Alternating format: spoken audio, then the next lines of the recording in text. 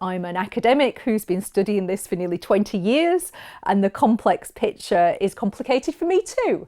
These kind of like very small decisions about what flower you buy are actually connected into these very, very significant global structures about how global capitalism operates. Hello, my name is Rita Feldman. I'm a florist and I'm standing here in the heart of Australia's flower growing region, just outside Melbourne, in the middle of winter.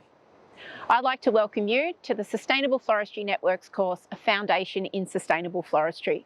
Like many industries facing the challenges of climate change, pollution and a world of diminishing resources, floristry has sustainability issues.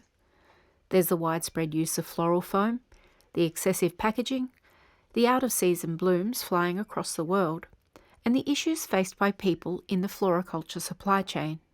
It's a complex landscape, so what can florists do to make floristry more sustainable? This course answers that question.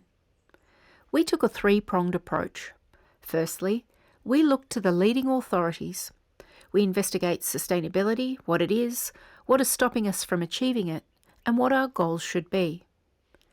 Secondly, we ask the experts where floristry is going wrong.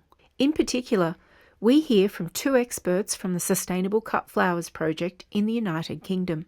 Dr. Jill Timms from the University of Surrey has 20 years' experience looking at floriculture and certification systems and the impacts the industry has on people working on flower farms.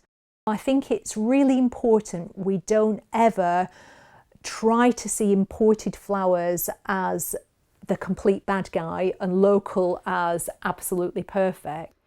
We also spoke to Professor David Beck, a horticultural supply chain expert and a Professor of Sustainability and Economic Development at Coventry University.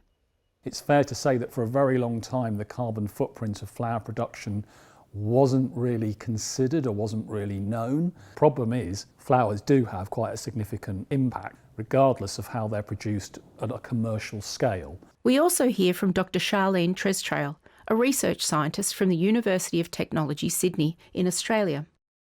In 2019, Charlene published the first ever study into the impacts of floral foam on the environment. So there's something about floral foam that is confusing animals into thinking the foam microplastics are food and they are eating those microplastics. And lastly, we tied all these things together and created a plan for florists. A practical plan to choose better flowers, to design out waste, to build an ethical business, and to drive change throughout the industry.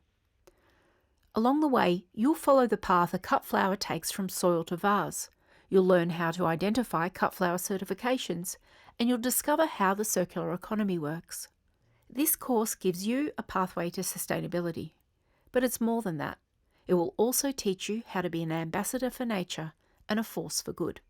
There is also a very strong case that if we don't start making these changes and supporting these practices, then the industry itself is not going to be sustainable. It's about really safeguarding the brand, your image for your industry.